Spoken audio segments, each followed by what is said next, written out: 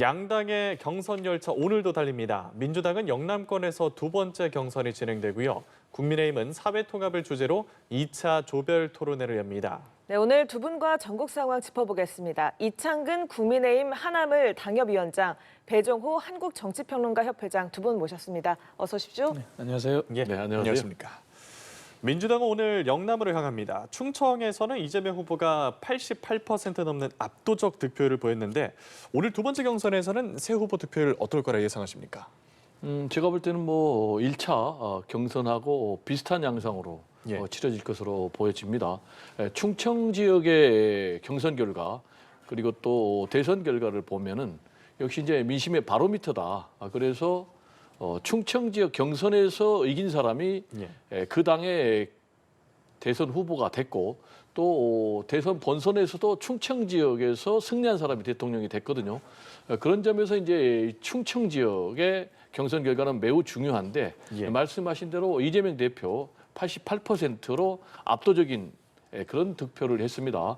반면에 지금 다른 후보들은 뭐 7%, 4%, 김동연 그리고 김경수 이걸 이제 의미하는 것은 결국은 어대명 어차피 이 대선 후보는 이재명이다라는 것을 이제 확인해 준 그런 결론으로 해석이 되고요.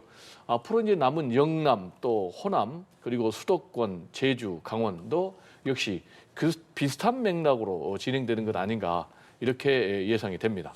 충청 민심이라는 바로미터를 보아서 영남의 결과도 비슷할 거라고 예상을 해주셨는데 위원장님 생각도 좀 유사하실까요? 그렇습니다. 뭐 충청권 합동 연설회를 보더라도 사실은 자리도 좀 비었고 열기가 좀 식었다는 것은 그만큼 이재명 후보가 단연 선두주자라는 걸 증명하는 반증이거든요. 그리고 다만 김경수 후보가 이제 경남지사를 했기 때문에 김경수 지사가 2위로 올랐을 거냐 아니면은 여전히 3등을 할 거냐 단지 그 변수는 있을지언정 이재명 후보가 독주를 한다는 그러한 예상은 뭐 당연히 예상할 수 있는 그런 결과라고 보고 있습니다. 예. 자, 민주당 두 번째 순회 경선지는 영남권인데요. 오늘 새 후보는 울산에서 정견 발표를 할 예정입니다. 자, 새 후보 모두가 공공기관과 산업단지 이전에 초점을 맞춰서 공약을 내세울 걸로 보이는데 또 이런 공약이 보수 텃밭인 영남 득표에 좀 유의미한 결과 가져올 거라고 보십니까? 네, 이미 이제 민주당 경선은 사실상 추대의 경선이라고 봐야 되겠어요. 그래서 말씀드린 대로 1차 충청권 결과도 이재명 대표가 88% 압도적으로 그런 득표를 했기 때문에 계속해서 비슷한 맥락의 흐름이 이어질 것이다. 그래서 어떠한 정책과 공약과 비전이 제시된다 할지라도 이런 큰 흐름을 뒤바꾸지는 못할 것이다. 이렇게 생각이 되고 특히 이제 이 세 사람이 각자 내놓은 정책 또 공약을 보면은 대체적으로 큰 차이가 없어 보입니다. 일단 뭐 이 세 후보다 세종이 역시 이제 행정 수도가 사실상 돼야 된다라는 이제 그런 입장이거든요. 그러면서 이와 관련해서 내놓은 공약을 보면은 거의 비슷해요. 이재명 대표 같은 경우도 세종시에 대통령 집무실 옮겨야 된다. 그리고 또 국회도 옮겨야 된다. 그런 입장인데 김동연, 김경수 후보도 역시 같은 공약을 내놨고요. 그리고 두 번째로는 AI 등 이 첨단 산업 분야에 이재명 대표는 총 100조를 국가가 투자해야 된다라는 그런 입장을 제시를 했는데 이 공약에 대해서도 역시 김동연, 김경수 비슷한 맥락의 공약을 내놨고요. 그리고 모병제로 전환을 해야 된다. 현재 지금 인적 자원이 계속해서 저출생 문제 때문에 줄어들고 있지 않습니까? 이 부분과 관련해서도 새 후보가 비슷한 맥락. 그리고 에너지 전환 정책과 관련해서는 다소 차이가 있지만 역시 이제 원전에 대해서 어느 정도 인정해야 된다라는 그런 부분에 대해서는 새 후보가 맥락을 같이 갖고 있고 다만 이제 차이가 있는 정책 분야를 얘기하면 증세냐 감세냐 이 부분과 관련해서 이재명 대표는 증세론을 얘기를 했고 반면에 이제 김동연, 김경수 이 두 후보는 이제 감세 이재명 후보는 이제 지금 감세를 얘기를 했고 지금 이제 김동연, 김경수 이 두 분 같은 경우는 오히려 증세를 얘기를 했거든요. 이재명 대표는 이제 성장의 방점을 찍고 있지 않습니까? 그렇게 하기 위해서는 지금 뭐 무리하게 증세를 하는 것보다는 지출을 좀 조정하는 그런 입장을 얘기를 했고 반면에 국가가 적극적으로 개입을 해야 된다라는 차원에서 김동연, 김경수 이 두 분은 이제 증세를 해결을 했는데 지금 기본적으로 민주당의 지지층들은 어떻게든지 민주당이 집권해야 된다라는 이제 그런 입장이기 때문에 이재명 대표가 최근에 성장론 그리고 또 중도 보수를 얘기를 하고 있지 않습니까? 그래서 이런 전략적인 입장에 대해서 민주당 지지층도 전략적인 지지 선택을 할 것으로 보여지기 때문에 오히려 이런 공약에서도 이재명 대표가 득표에서 유리한 환경을 점하고 있는 것 아닌가 이렇게 분석이 됩니다. 예, 좀 전체적인 이야기를 해주셨는데요. 지금 민주당 후보들이 영남권 표심을 공략을 하면서 대한민국 해양 수도로 만들겠다, 금융 물류 수도로 만들겠다, 우주 항공 도시로 만들겠다 이런 공약들을 내세우고 있어요. 어떻게 보고 계세요? 사실은 과거 노무현 전 대통령부터 거슬러 올라가면은 대한민국에서 지역 균형 발전이라는 부분을 이제 표면 위로 내놓은 그러한 대통령으로 평가받는데요. 박근혜 전 대통령 그리고 문재인 전 대통령 그리고 심지어 윤석열 전 대통령까지 이어지는 흐름을 봤을 때 현재 부산, 울산, 경남은 금융, 에너지 수도로 도약하는 게 맞습니다. 하지만 그거와 비교해 봤을 때는 이재명 후보가 내놓은 공약이 갑자기 해양수산부 이전이거든요. 예. 사실 해양수산부 이전은 과거에 이미 끝난 논쟁입니다. 그러면은 부산을 얼마나 금융으로 더 발전을 시키고 그리고 부울경을 합쳐서 에너지로 발전시키고 그리고 좀 더 나아간다면은 경남은 이미 우주 항공이 특화 산업으로 자리 잡은 마당에 그것을 더 국제적으로 어떻게 키울까 그게 포커스를 맞춰야 되는 건 맞는데 그러한 관점에서 봤을 때 이재명 후보의 난데없는 해양수산부 이전은 아마 조금 본선에서 어떻게 작용할지 그건 좀 봐야 될 상황이라고 보고요. 그리고 대구 경북 같은 경우도 사실은 그간의 노무현 전 대통령부터 지금까지 이어져 온 공공기관 이전이나 그리고 특화 산업 발전을 봤을 때는 의료 바이오 산업입니다.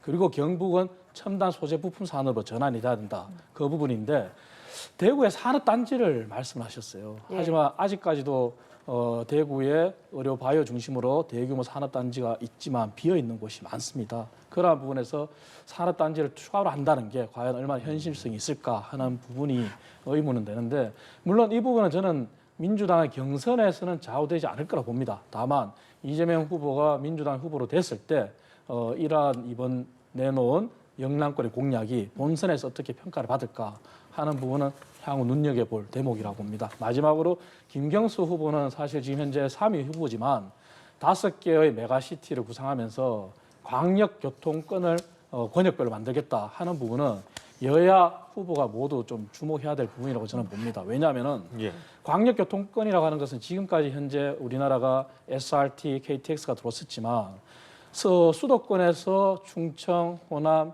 영남으로 가는 그리고 심지어 강원으로 가는 이러한 일방 통행의 그러한 흐름이지만 권역 안에서의 광역교통망은 다 소홀했거든요. 다시 말해서 부울경 안에서의 광역교통망, 호남권 안에서의 광역교통망, 대구 경북 안에서의 광역교통망 이런 부분은 소홀했기 때문에 김경수 지사가 후보가 안 된다 하더라도 이러한 제안은 향후 여야 후보가 모두 다 지역 균형 발전 측면에서는 좀 눈여겨봐야 된다 이런 말씀을 드리고 싶습니다. 알겠습니다. 다음 주 주말이 지나면 이제 민주당 대선 후보가 확정이 되는데 이재명 후보의 대세론에 변수가 될 만한 건 좀 없을까요? 이번 이제 대선의 특징은 대세론에 변수가 없다라는 것이 특징이 아닌가 이렇게 생각이 되고요. 저는 개인적으로 민주당 경선뿐만이 아니고 대선 본선에서도 이재명 대세론이 강력하게 작동할 것으로 그렇게 전망이 됩니다. 지금 이제 변수가 없다라고 제가 분석하는 이유는 이재명 후보를 둘러싼 변수들이 대부분 사라졌기 때문에 그렇습니다. 이재명 후보 하면은 가장 큰 변수가 사법 리스크 아니었습니까? 그런데 위증교사죄와 관련해서도 1심에서 무죄 판결 내려졌고 공직선거법 관련해서도 2심에서 이제 무죄 판결이 내려지면서 사법 리스크가 악재가 아니라 오히려 호재가 돼서 지금 민주당 경선에서도 변수 없이 압도적인 지금 대세를 형성해 가고 있는 그런 상황이고요. 그래서 이런 부분이 역시 저는 본선에서도 같은 흐름으로 작동이 될 것이다. 이렇게 전망을 하고 있고 그리고 두 번째와 관련해서 이제 윤석열 대통령의 탄핵 심판이 크게 변수였는데 이 또한 이제 8대 0으로 헌법재판소의 재판관들이 전원 일치로 파면함으로 인해서 이번 대선의 성격은 지금 내전 완전 종식 이런 부분. 그런데 이제 이 부분과 관련해서도 역시 이제 정권 교체 프레임 또 내전 세력 심판 이런 부분이 이제 강력하게 작동할 것으로 보여지니까 이 부분도 이재명 대표에게는 굉장히 유리한 부분이다라는 말씀을 좀 드릴 수가 있겠고요. 예. 그리고 이제 세 번째 변수로 하면은 이제 최근에 한덕수 권한대행 차출론 이게 지금 계속해서 유효하게 작동이 되고 있는 그런 상황인데 네. 한덕수 후보 차출론이 크게 동력을 잃게 된 것이 역시 이제 본인이 헌법재판관 후보자 대통령 몫인데 지명을 했지 않습니까? 그런데 이 부분과 관련해서 헌법 소원이 제기됐는데 가처분 신청이 헌재에서 9명 전원 일치로 인용이 돼버렸단 말이에요. 그래서 한동훈 대행이 상당한 타격을 입었기 때문에 최종적으로 대통령 선거에 등반할지는 좀 미지수가 아닌가 이렇게 생각이 되고요. 예. 그리고 또 변수라면 이제 윤석열 신당이 들어설 거냐라는 부분. 그리고 또 정광훈 지금 목사가 출마할 거냐라는 건데 역시 이제 정광훈 목사가 스스로 출마를 주장을 했지만 출마할 경우에 그리고 또 윤석열 신당이 실제로 등장을 할 경우에 이 부분은 이제 보수가 분열되는 그런 변수가 될 것이기 때문에 이재명 대표 대세로는 전체적으로 더 탄력을 받을 수밖에 없는 그런 상황이다. 다만 제가 개인적으로 꼽는 유일한 변수는 예. 역시 이제 이재명 후보 본인이다. 이재명 후보의 본인이 변수라는 것은 예. 전체적으로 여러 가지 제가 조목조목 말씀드린 대로 이재명 대세론이 지금 정리가 돼 있는 상황인데 만약에 이 경선 또는 본선 과정에서 이재명 후보가 크게 말 실수를 해서 설화에 휩싸인다든지 또는 뭐 부적절한 행동을 해서 그게 이슈가 된다면 이런 부분이 변수가 될 수는 있다.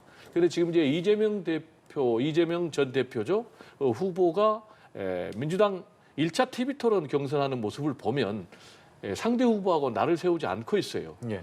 그리고 오히려 포용하는, 통합하는 그런 행보를 보이고 있고 심지어는 이제 김경수 후보가 시간이 좀 제한이 돼가지고 부족하니까 오히려 자기 시간을 나눠주는 이런 모습을 보여주고 있기 때문에 이런 뭐 행보를 계속 한다면은 전체적으로 이재명 대세로는 변수 없는 그런 상황으로 가지 않을까 이렇게 예상이 됩니다. 이게 변수 없이 당 경선을 넘어서 본 대선까지 이재명 대세론이 이어질 것이란 분석해 주셨는데 민주당 경선 흐름 어떻게 좀 짚고 계세요? 뭐 이재명 후보가 1등을 하리라는 것은 누구나 다 예상하지 않습니까? 다만 저는 호남권에서의 득표율 그리고 영남권에서의 득표율이 저는 더 관심이 갑니다. 왜냐하면 호남권에서는 물론 이제 이재명 후보가 지난 대선 과정에서는 압도적인 표를 얻었습니다. 하지만 호남에서의 선택은 사실 민주당 후보한테 또 압도적으로 80%대의 90%대의 지지를 안 보낸 적도 있었거든요. 예. 그런 걸 봤을 때 이번 경선에서부터 이재명 후보가 많은 리스크를 안고 있음에도 불구하고 민주당 후보가 되리라는 대세론을 유지하고는 있지만 과연 얼마만큼의 지지율을 얻을까? 그게 하나의 관전 포인트 같고요. 그리고 영남에서의 득표율은 물론 오늘 결과가 나오겠습니다만 김경수 후보가 어찌됐든 영남에서 경남지사를 지냈고 그리고 노무현 전 대통령의 적자라고 하고 있고 그리고 문재인 전 대통령과의 연결고리도 가지고 있기 때문에 김경수 후보가 얼마만큼 선전하느냐에 따라서 이재명 후보가 충청에서의 88% 득표처럼 영남에서도 얻을 수 있을까? 저는 그 두 가지 포인트를 변수라고 볼 수 있고 관전 포인트는 관전 포인트로 볼 수 있다. 왜냐하면 그 흐름이 본선에도 영향을 미치지 말란 법은 없거든요. 예. 그렇기 때문에 이번에 그 득표율에 저는 좀 더 관심을 가지고 있습니다. 예, 알겠습니다. 자, 이제는 국민의힘 경선 이야기를 좀 해볼까요? 어제 A조 토론회에 이어서 오늘은 B조 토론회가 열립니다. B조를 두고서 죽음의 조라는 이야기도 있어서 좀 관심이 집중되고 있는데 오늘 사회통합을 주제로 토론을 벌일 예정입니다. 나경원, 이철우, 한동훈, 홍준표 후보 가운데서 어떤 후보가 좀 두각을 나타낼 거라고 보세요? 사실 저는 개인적으로 죽음의 조라고 이렇게 표현을 하는데 그것은 결국은 후보들의 참여지 않습니까? 예. 결국은 대립각이 어떻게 서 있냐면은 한동훈 후보와 홍준표 후보 그리고 한동훈 후보와 나경원 후보 그리고 또 다른 한편에서는 우리가 미처 캐치 못할 수 있는 이철우 후보와 예. 홍준표 후보 이렇게 세 갈래로 볼 수가 있거든요. 그렇다면은 이 세 가지 측면에서의 갈등 구도나 세 가지 면에서의 어떤 대립 구도가 토론 과정에서 정말 치열하게 나온다면은 어제 토론회 했던 A조보다는 더 치열하고 더 관심을 끌고 언론의 주목이나 언론의 보도량도 더 많아질 것이다 이렇게 보고 있는데 다만 홍준표 후보는 이미 탄핵과 계엄에 대해서는 이미 넘어섰어요. 그 얘기는 홍준표 후보 스스로가 이번 대선의 성격 규정을 홍준표냐 이재명이냐로 갔단 말이죠.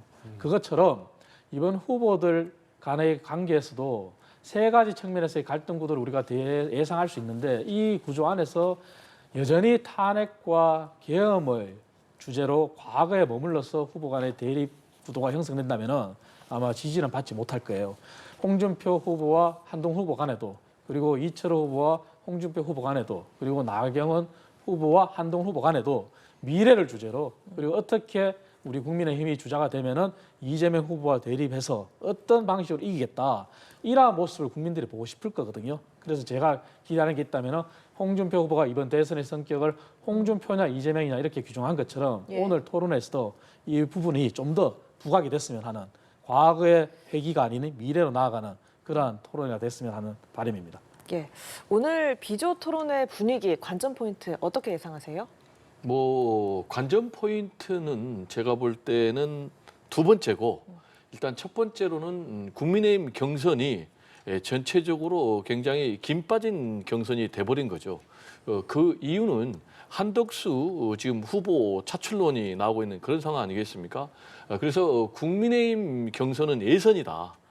본선이 또 남아있다라는 얘기가 들리고 있거든요. 그 얘기는 국민의힘의 후보가 경선을 통해서 선정이 된다면 그분이 대통령 후보가 되는 것이 아니고 한덕수 대행이 무소속으로 출마할 경우에는 두 사람의 단일화를 통해서 최종적으로 선정이 된 사람이 보수의 후보가 된다라는 이제 그런 지금 전망 때문에 그러는데 그렇기 때문에 지금 뭐 이번 비조를 향해서 죽음의 조다라고 얘기를 하고 있지만 이런 맥락에서 저는 죽음의 경선이 아닌가 이렇게 생각이 됩니다. 말씀드린 대로 만약에 이 경선을 통해서 국민의힘 대선 후보가 결정이 됐지만 한덕수 후보가 만약에 탄생을 해서 단일화를 해가지고 거기서 한덕수 후보가 보수의 후보가 된다면 경선 주자들은 무의미한 것 아니겠습니까? 예. 그래서 이런 부분을 지금 국민의힘이 어떻게 극복을 해야 될지 지금 큰 숙제가 남아있는 그런 상황이고요.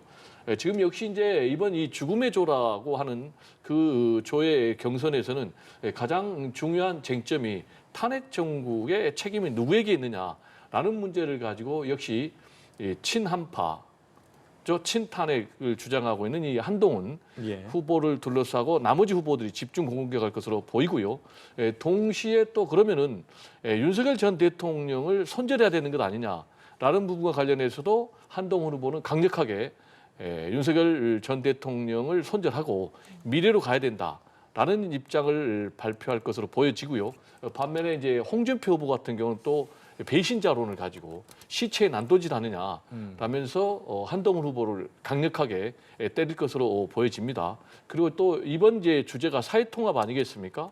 근데 사실상 지금 사회통합이라는 주제와 관련해서는 국민의힘이 좀 변화된 모습 그리고 구체적인 사회통합의 정책과 방안을 좀 제시를 해야 됩니다. 왜냐하면 지금 국민의힘은 12.3 비상계엄 내란의 책임이 있는 그런 정당 아니겠습니까? 그럼에도 불구하고 사실상 윤석열 전 대통령의 12.3 비상계엄을 정당화하는 그런 모습을 보여줌으로 인해서 우리 사회의 분열을 굉장히 심화시켰거든요. 그래서 이 부분에 대해서는 제가 볼 때 반성과 함께 구체적인 대안 제시가 좀 필요하고 이재명 대표를 악마하는 그런 모습의 경선 가지고는 어떻게 민심을 사로잡겠는가. 특히 국민의힘 같은 경우는 지금 극우화 움직임을 보이고 있기 때문에 이재명 대표 악마만 해가지고는 승부수가 되고 있는 중도 표심을 잡는 데는 한계가 있다라는 좀 말씀을 드리고 싶습니다. 예, 알겠습니다. 위원장님께서 이제 앞서 과거보다 미래지향적 토론을 기대하셨지만 사실 이번 대선이 이뤄진 배경을 생각하다 보면은 탄핵과 계엄 얘기가 안 나오기는 어려울 것 같거든요. 그래서 말씀 주셨다시피 이미 의견차가 좀 뚜렷이 나타나기 때문에 한동훈 후보에 대한 합동 공세가 이루어지지 않겠냐는 전망이 나오는데 이 부분에 대한 의견은 어떠실까요? 그런 전망은 누구나 할 수가 있죠. 하지만 그런 전망을 하는 순간 저희 당은 대선으로부터도 점점 멀어진다는 게 제 판단입니다. 왜냐하면은 저희 당은 12월 3일 비상계엄에 대해서는 한결같이 잘못됐다고 얘기를 했습니다. 다만 비상계엄 이후에 탄핵의 문제를 가지고 정당의 민주화 다양성의 논리하에서 많은 의견들이 다양하게 나온 것도 사실입니다. 예. 그 과정에서 갈등도 겪은 것도 사실이고 하지만 이 모든 것이 이제는 과거입니다. 그렇다면은 제가 늘 말씀드리지만 오늘 토론회에서는 과거의 탄핵이나 계엄에 관해서 논쟁을 벌일 게 아니라 후보들이 지금 해야 될 일은 계엄과 탄핵에 관해서 대국민 성찰과 사과를 하는 반성이 우선이 돼야 된다고 저는 생각합니다. 그렇게 함께 모두가 반성을 한다면 아마 민주당도 더 이상 우리 당을 향해서 계엄 정당이다 이런 소리를 못 낼 겁니다. 그래서 그러한 반성과 통찰, 그런 사과를 토론의 시작과 동시에 오늘 나온 후보만큼이라도 모두가 다 함께 일관되게 했으면 하는 게 제 바람이고요. 그리고 함께 미래를 나아가야 되는 거죠. 그것이 우리 당이 해야 될 일이죠. 그리고 사회통합도 마찬가지고 이재명 후보를 상대하는 것도 마찬가지입니다. 결국은 국민들이 현장 럽보로 우리가 언론 보도를 통해서도 알 수 있지만 국민들은 이미 경제가 힘들고 민생이 힘든 상황에서 내 삶을 어떻게 변화시켜주는 후보가 누군지 그 정책이 어떻게 되는지가 관심이 있는 거거든요. 그럼 그러한 민심에 빨리 저희가 편성을 하는 게 도리라고 저는 생각합니다. 그래서 말씀 주신 것처럼 탄핵과 계엄을 매개로 오늘 토론회가 진행이 된다면 저희 당은 또다시 과거로 회귀하고 국민들로부터 점점점 멀어질 것이다. 그래서 하루속히 이것을 강을 넘듯이 빨리 이것을 극복해야 됩니다. 저는 그렇게 생각합니다. 예, 탄핵 찬반을 둘러싼 얘기는 앞서서 먼저 좀 말씀을 주셨고 그러면 이제 국민의힘 비조 경선 후보들의 목소리에서 어떤 얘기들이 좀 나오길 기대하신다고 볼 수 있을까요? 저는 개인적으로 역시 이제 민심을 우리가 염두에 두고 대선 행보를 해야 되는 거 아니겠습니까? 그렇다면 이미 이제 헌법재판소에서 윤석열 대통령의 12.3 비상계엄은 잘못됐다. 그래서 전원일치로 파면을 내린 거 아니겠습니까? 예. 그럼에도 불구하고 윤석열 전 대통령의 탄핵이 잘못됐다라는 그런 주장을 한 후보들이 과연 본선에서 경쟁력이 있을 것인가? 라는 부분과 관련해서는 저는 굉장히 동의하기 어렵고요. 그런 측면에서는 역시 가장 명분이 있는 후보는 두 사람을 꼽는다면은 탄핵에 찬성했던 한동훈 그리고 이제 안철수 이 두 사람의 후보를 꼽을 수가 있겠는데 문제는 지금 국민의힘의 경선 룰을 보면은 이 두 사람이 결코 유리하게 돼 있지 않아요. 역선택 방지 조항이 있기 때문에 예. 역시 이제 윤석열 대통령의 탄핵을 옹호하거나 예. 또 12.3 비상계엄을 정당화하는 그런 이제 후보들이 이 세를 얻고 있는 굉장히 역설적인 상황이 펼쳐지고 있기 때문에 이 부분과 관련해서는 역시 국민의힘 유권자들이 좀 현명한 선택을 할 필요가 있다.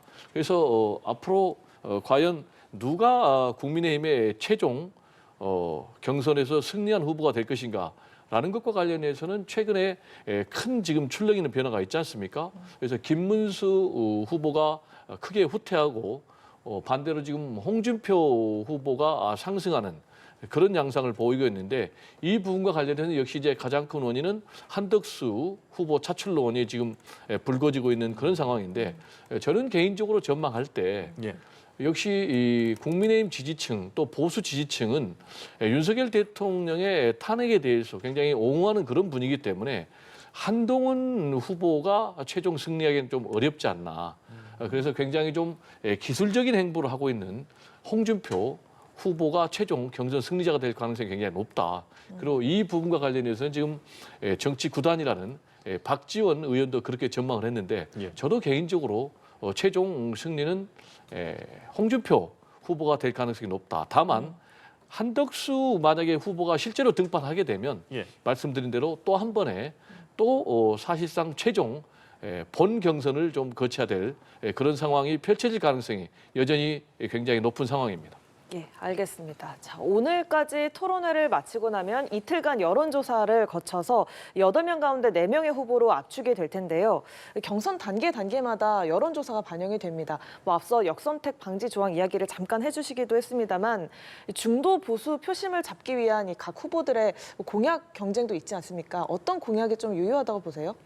사실은 아까 잠깐 말씀하셨지만 홍준표 후보가 지금 도약을 했다고 하는 부분이 그것은 홍준표 후보가 아까 말씀드린 것처럼 이재명 홍준표 간에 누구를 선택하느냐 대선이라고 대선 성격을 규정을 한 데 따른 효과라고 보고요. 그리고 네. 홍준표 후보가 중도 그리고 보수층이 지향하는 공약 중에서 우리가 그간에 강구했던 사형제도에 관련된 그런 분명한 메시지를 냈습니다. 그런 정책적인 메시지를 냈기 때문에 저는 홍준표 후보가 이렇게 도약을 했다고 보고 있고요. 그리고 지금 경제가 힘든 상황에서 후보들이 전념해야 될 공약은 경제 공약입니다. 예. 그 관련해서 우리가 봤을 때 규제 혁파나 그리고 감사 관련된 부분은 분명히 효과를 줄 거라고 저는 보고 있습니다. 그리고 좀 더 나아갔을 때 이제 이게 좀 더 구체화되고 시행 가능성이 있어야 되겠죠. 그런 부분 아직까지 시간이 남아있기 때문에 후보들이 좀 더 다듬어야 된다고 보고요. 오늘 토론회 끝나면 이제 이틀간 여론조사를 거쳐서 이제 4인 후보가 결정이 되고 4인 후보에서 50% 이상 득표한 자가 없다면은 다시 토론회를 거쳐서 여론조사와 투표를 거쳐서 2인 후보를 결정하게 됩니다. 이 경우에 저희 당이 좀 더 국민들로부터 흥행에 도움이 되고 국민들의 관심을 받을 거라고 보고 있거든요. 그래서 남은 시간 동안 저는 우리 당 후보들이 네. 민생과 그리고 경제와 관련된 공약들을 좀 더 적극적으로 내주기를 저는 바라고 있습니다. 네, 중도 보수층의 경제 공약이 효과를 거둘 거다라는 예측을 좀 해주셨는데 국민의힘 후보들의 공약 어떻게 보고 계세요? 일단 뭐 아직 구체적인 공약들이 제대로 좀 나오지 않고 있어요. 그래서 이 부분은 좀 더 지켜봐야 될 필요가 있겠고, 지금 이제 앵커께서 말씀하신 대로 제가 바라고 싶은 것은 국민의힘 지지층, 특히 이제 강성 아스팔트 지지층이라는 분에게도 좀 말씀드리고 싶은 것은 합리적인 그런 선택의 기준을 좀 만들어야 된다.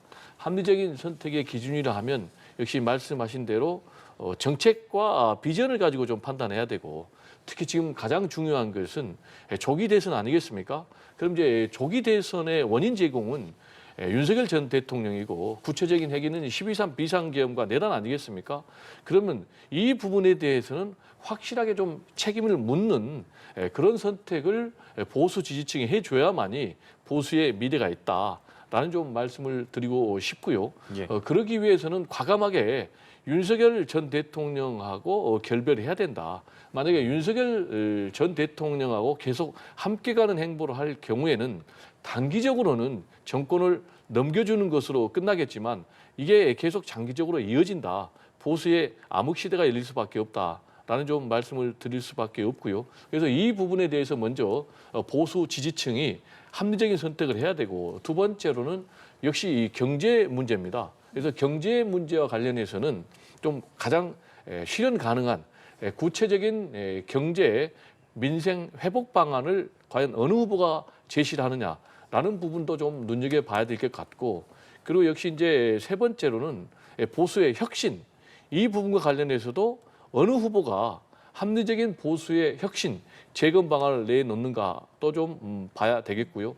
그리고 국가의 장기적인 미래 비전을 누가 내놓은가, 반면에 누가 이런 구체적인 정책과 비전 없이 단순히 감정적으로 예. 이재명 대표 악마만 하고 있는가라는 부분도 좀 냉철하게 판단할 필요가 있다라는 좀 말씀을 드리고 싶습니다. 알겠습니다. 간단하게 이 얘기까지 한번 여쭤보겠습니다. 윤 전 대통령 내일 두 번째 형사 재판에 나서는데 내일 재판에서는 어떤 모습을 보여줄 거라 보십니까?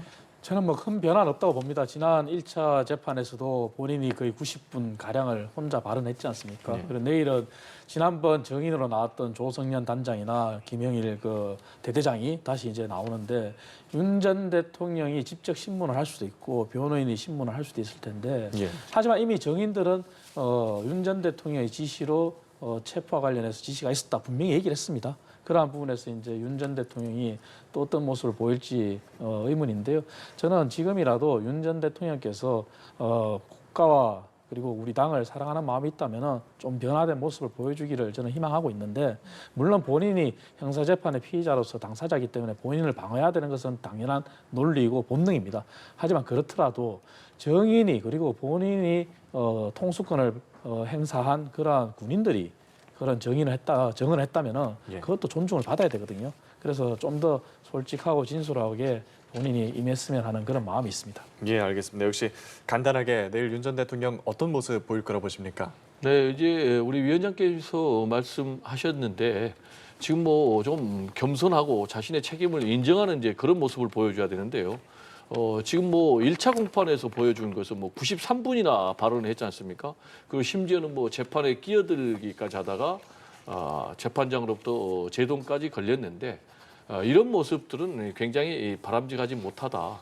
비록 지금은 전직 대통령이 됐지만 자신이 저지른 그런 과오에 대해서 이제 좀 겸손하게 수용할 필요가 있다라는 말씀 좀 드리고 그런데 지금 안타깝게도 윤석열 전 대통령 중심으로 하는 윤어게인 신당 창당 설까지 지금 구체화되고 있고 실제로 이런 것을 또 주장을 했던 변호사들하고 식사까지 하고 이 모습이 공개까지 되고 있는데 이게 의미하는 바는 뭐냐면 결국 윤석열 대통령이 앞으로 관제 정치에 이어서 사저 정치를 하겠다라는 것이고 사저 정치의 목적은 이번 대선에 개입하겠다라는 이제 그런 의도를 드러낸 것인데 윤석열 대통령이 이번 대선에 개입하면 개입할수록 보수의 정권 재창출은 더 거리가 멀어진다라는 상식적인 그런 사실을 윤석열 전 대통령만 모르고 있는 것 아닌가 생각이 돼서 좀 굉장히 안타깝습니다. 예, 알겠습니다. 대담 여기서 마치도록 하겠습니다. 지금까지 배종호 한국정치평론가협회장, 이창근 국민의힘 하남을 당협위원장 두 분과 함께했습니다. 고맙습니다. 네, 감사합니다.